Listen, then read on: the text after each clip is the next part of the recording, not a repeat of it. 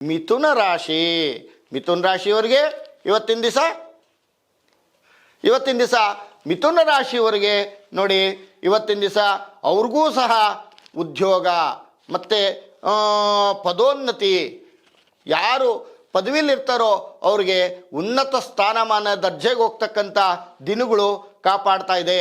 ಶಿಕ್ಷಣದಲ್ಲಿ ಯಶಸ್ಸು, ಆದರೆ ಆರೋಗ್ಯದಲ್ಲಿ ಮಾತ್ರ ತುಂಬ ತೊಂದರೆ ಆಗ್ತಾ ಇದೆ.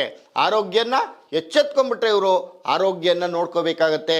ಯಶಸ್ಸು ಸಿಗ್ತಕ್ಕಂಥದ್ದು ಮಿಥುನ ರಾಶಿಯವರಿಗೆ ಆರೋಗ್ಯದ ಕಡೆ ಗಮನ ಕೊಡಬೇಕು.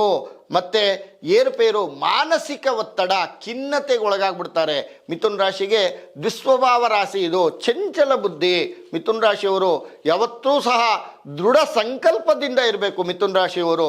ಅದರಿಂದ ಅವರು ಮಾಡ್ತಕ್ಕಂಥದ್ದು ವಿಶೇಷವಾಗಿ ಲಕ್ಷ್ಮೀನಾರಾಯಣನ ಆರಾಧನೆ ಮಾಡಬೇಕು.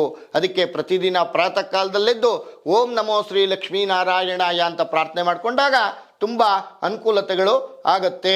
ಇವರು ವಿಶೇಷವಾಗಿ ಗಣಪತಿಯನ್ನು ಸಹ ಆರಾಧನೆ ಮಾಡ್ಕೋಬೇಕಾಗತ್ತೆ.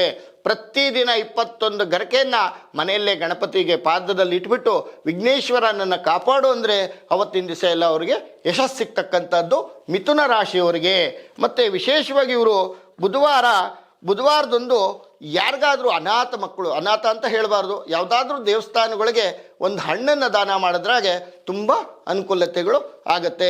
ಯಾಕೆಂದರೆ ಇವತ್ತಿನ ದಿವಸ ನಾವೇನಾದರೂ ಒಳ್ಳೇದು ಹೇಳಕ್ಕೆ ಹೋದರೆ ಅದನ್ನು ಕೆಟ್ಟದಾಗಿ ಅರ್ಥ ಮಾಡ್ಕೊಳ್ತಾರೆ.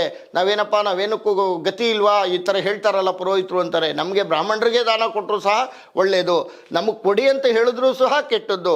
ಅದಕ್ಕೆ ಯಾರಾದರೂ ಬಡ ಭಕ್ತಗಳು, ಬಡ ವಿದ್ಯಾರ್ಥಿಗಳಿದ್ದರೆ, ಬಡ ಮಕ್ಕಳಿದ್ದರೆ ಅಥವಾ ಅನಾಥರಿದ್ದರೆ ಅವ್ರಿಗೆ ಅನ್ನದಾನ ಮಾಡೋದ್ರಿಂದ ತುಂಬ ವಿಶೇಷತೆ ನಿಮಗೆ ಮಿಥುನ ರಾಶಿಯವರಿಗೆ ಫಲ ಸಿಗ್ತಕ್ಕಂಥದ್ದು. ಬಟ್ಟೆ ಕೊಡಿ, ವಸ್ತ್ರ ಕೊಡಿ, ಹಣ ಕೊಡಿ, ಅನ್ನ ಕೊಡಿ, ನೀರು ಕೊಡಿ. ಯಾರಿಗಾದ್ರೂ ಫೀಸು ಶಕ್ತಿ ಇಲ್ಲದೆ ಇದ್ದವ್ರಿಗೆ ಧನ ಸಹಾಯ ಮಾಡಿ. ವಿಶೇಷವಾಗಿ ಮಿಥುನ ರಾಶಿಯವರಿಗೆ ಈಪ್ಸಿತ ಫಲ ಕೊಡ್ತಕ್ಕಂಥದ್ದು. ಮತ್ತು ಯಾವತ್ತೂ ಸಹ ಅದೃಷ್ಟ ಸಂಖ್ಯೆ ಮಿಥುನ ರಾಶಿಯವರಿಗೆ 5 ಮತ್ತು 7. ಹಳದಿ ಬಣ್ಣ ಸ್ವಲ್ಪ ಯಶಸ್ಸು ಸಿಕ್ಕತ್ತೆ.